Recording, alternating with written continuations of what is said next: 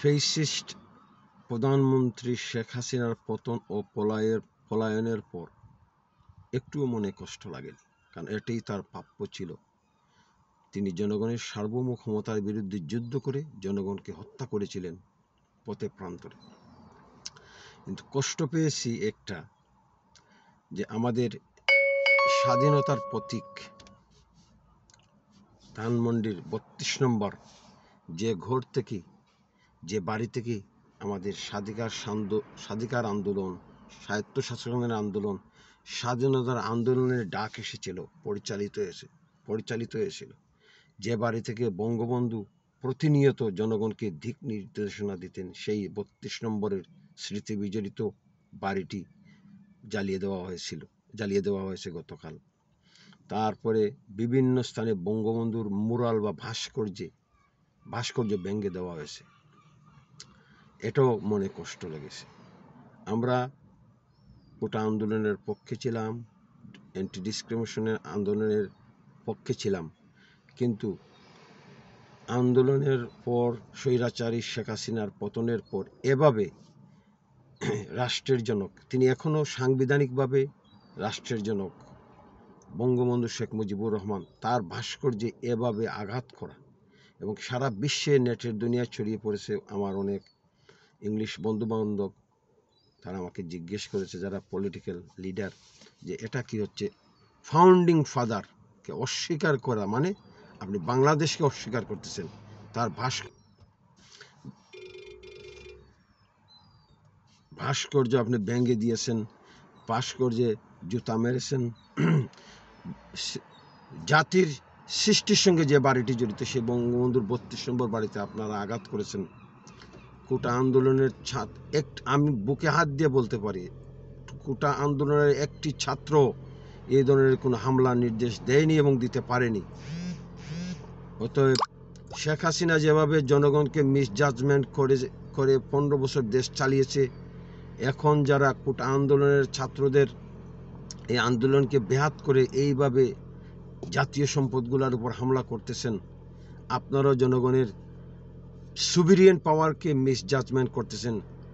এইভাবে শেখ হাসিনার মতো এইভাবে আপনাদেরও পতন হবে। অশিক্ষিত মূর্খের মতো কাজ করতেছেন আপনারা। ইতিহাস থেকে শিক্ষা নিন, শেখ হাসিনার পতন থেকে শিক্ষা নিন। শেখ হাসিনার পতন যেভাবে হয়েছিল, এইভাবে এই নব্য ফ্যাসিস্টরা জাতির জনক বঙ্গবন্ধু শেখ মুজিবুর রহমানের ভাস্কর্য ভাঙতেছে কোন অধিকারে। এমনকি আমি দেখছি কিছু আর্মির সদস্যরাও দেখলাম ভাঙ্গাভাঙ্গি করতেছে। এই আর্মিকে এই ভাস্কর্য ভাঙ্গার কে অধিকার দিয়েছিল? যে আর্মি অ্যান্টি ডিসক্রিমিনেশন মুভমেন্টে সহায়তা করেছে এই রেভলিউশনে, এই আর্মির সদস্যরা কিভাবে আমরা দেখলাম।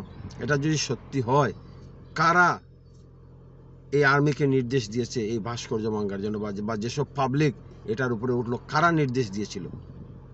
এটাও খুঁজে বের করতে হবে। কারণ আপনি পাকিস্তানের জিন্নাকে পাকিস্তানের জাতির পিতা মানবেন, মহাত্মা গান্ধীকে ভারতের জাতির পিতা মানবেন, কিন্তু বঙ্গবন্ধুকে বঙ্গবন্ধু কিছুই না। হ্যাঁ, এটার জন্য আওয়ামী লীগও দায়ী। আওয়ামী লীগ বঙ্গবন্ধুকে এমন পর্যায়ে নামিয়ে নিয়ে এসেছে, মুখে মুখে বঙ্গবন্ধুর নাম নিয়ে জনগণকে তারা 15 বছর ধরে হ্যারাসমেন্ট করেছে। খুন গুমের সাথে যেভাবে আওয়ামী লীগ জড়িয়ে পড়েছিল, সেই আওয়ামী লীগও দায়ী বঙ্গবন্ধুকে এই পর্যায়ে নামিয়ে আনার জন্য। আজকে কোথায় আওয়ামী লীগের মন্ত্রী এমপিরা, ছাত্রলীগরা? পতনের আগেই বলেছিলাম, আওয়ামী লীগের মন্ত্রী এমপিদের, ছাত্রলীগের কিছু হবে না। যদি শেখ হাসিনার পতন হয়, সবচেয়ে বেশি অপমানিত হবেন বঙ্গবন্ধু, যিনি 13 বছর বাংলাদেশের স্বাধীনতার জন্য আন্দোলন করেছিলেন, জেল কেটেছিলেন, পাকিস্তানি মাফিয়াদের বিরুদ্ধে যুদ্ধ করে, যে স্বাধীনতার ডাক দিয়ে সবাইকে নিয়ে তিনি দেশ স্বাধীন করেছিলেন। তো আওয়ামী লীগের ভুল, ছাত্রলীগের ভুল, ফেসিজমের কারণে, ছাত্রলীগের ফেসিস্ট চরিত্রের কারণে, আওয়ামী লীগের ফেসিস্ট চরিত্রের কারণে আজ বিশ্বের দরবারে আমাদের জাতির, রাষ্ট্রের জনক, জাতীয় নেতা, এটা শুধু আমি বলছি না, সারা দুনিয়া বলছে যে এসব কি হচ্ছে? আন্দোলন হচ্ছে, সরকারের বিরুদ্ধে সরকারের পতন হচ্ছে, কিন্তু রাষ্ট্রের জনকের মুরালে ভাস্কর্যে কিভাবে অ্যাটাক হয়? তাহলে আমরা জাতি হিসাবে এখনো জাতি হয়ে উঠতে পারিনি।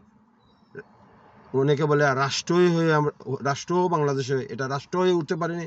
আমি বলে রাষ্ট্র হয়ে তো উঠতেই পারিনি, জাতীয় হয়ে উঠতে পারিনি।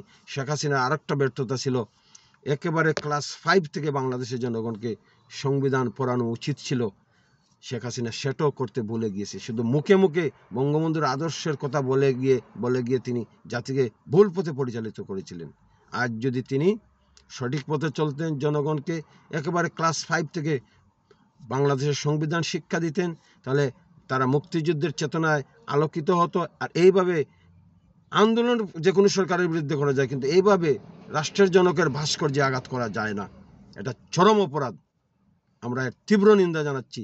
এবং তত্ত্বাবধায়ক সরকার যদি সংবিধানের নির্দেশনা মোতাবেক শপথ নেয়, তাহলে তত্ত্বাবধায়ক সরকারকে এই হামলার বিরুদ্ধে, ভাস্কর্য ভাঙ্গার, যারা ভাঙ্গার সঙ্গে জড়িত এদের বিরুদ্ধে ব্যবস্থা নিতে হবে।